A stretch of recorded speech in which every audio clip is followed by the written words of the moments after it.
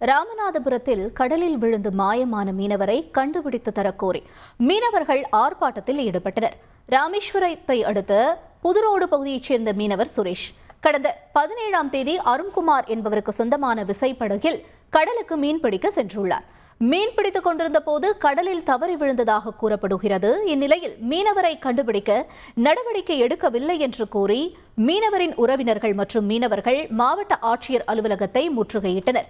பின்னர் ஆர்ப்பாட்டத்தில் ஈடுபட்டனர். தனது கணவரை கண்டுபிடித்து தரக்கோரி மீனவரின் மனைவி மற்றும் குழந்தைகள் கதறி எழுதனர்.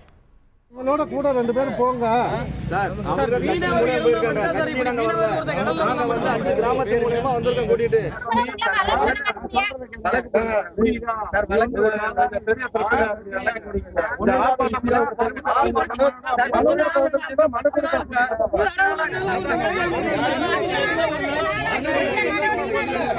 எப்போதுமே ஒரே மாதிரிலாம் யோசிக்க கூடாதுங்க.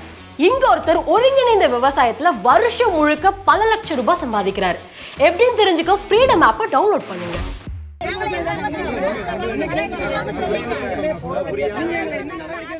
சுரேஷ் என்ற நபர் கடந்த ஒரு 10 நாளா கடல்ல போய் கீழே விழுந்துட்டாங்க, கடல்ல இருந்து இறந்துட்டாங்கன்னு சொல்லி அங்கே கடல்ல கூட போன மீனவர்கள் எல்லாம் சொல்லியிருக்காங்க. இதுவரைக்கும் இந்த அரசு அதிகாரிகள் எந்த விதமான நடவடிக்கை எடுக்கல.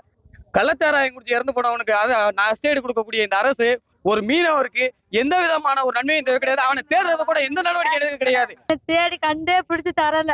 என்னதான் செய்யறான்னு எனக்கே தெரியல. என் 3 பிள்ளைல வச்சுட்டு என்னதான் செய்ய போறேன்னு எனக்கே தெரியல. நான் வீட்டு வாடகைதான் இருக்கேன். என் வீட்டுக்காரர் எப்படியாவது தேடி கண்டுபிடிச்சு எனக்கு வேணும். நான் எங்க போனாலும் என் வீட்டுக்காரர் தேடி பிடிச்சு வேணும். எங்க வீட்டுக்காரர் வேணும். எனக்கு எப்படியும் 10 நாளாச்சு இன்னைக்கு என் வீட்டுக்காரர் எனக்கு தேடி வேணும். எனக்கு கண்ணுலயாச்சும் காட்ட சொல்லுங்க. நான் எப்படியாச்சும் ரொம்ப முடியாம கிடக்குறேன். போன கேட்டதுக்கு இப்படி தண்ணிக்கெல்லாம் விழுந்துட்டான்னு சொன்னாங்க. 10 நாள் தான் பிள்ளை போய் தேடுறாங்க. ஆளே காணும். எனக்கு எப்படி எங்க வீட்டுக்காரர் வேணும்.